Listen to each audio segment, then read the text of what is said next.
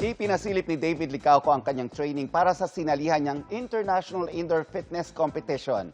At syempre, kumasa rin ako sa kanyang training. Narito ang aking chika. Mula nang mag-post si David Licauco ng kanyang first ever indoor fitness competition sa Taiwan kamakailan, maraming naging interesado sa bagong fitness trend na ito. Sinamahan ko ang pambansang Ginoo sa kanyang training para malaman kung gaano ito ka-challenging. Bakit importante warm-up? Para di ka ma-injured.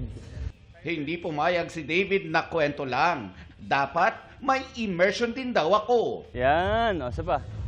5 reps. Yes! Nakasabay pa namin sa training si Sparkle star Vince Maristella. I was bored with the gym, lifting lang. So,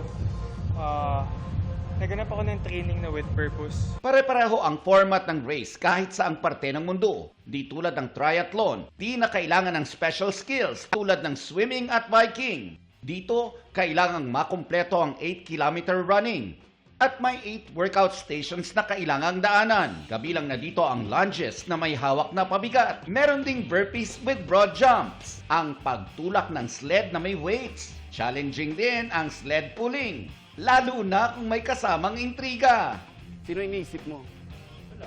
Wow! Totoo. Hinila ko pabalik sa akin. Oo, hinila mo pabalik sa'yo. Sino? Is there a letter A? Huh? Is there a letter A?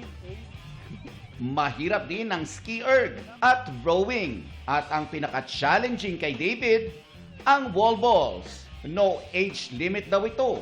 Pero dapat kumonsulta muna sa doktor para siguradong safe kung magsisimula na nito. Mahirap naman talaga siya. Challenging naman talaga siya. Hindi siya yung parang usual na weights, buhat-buhat.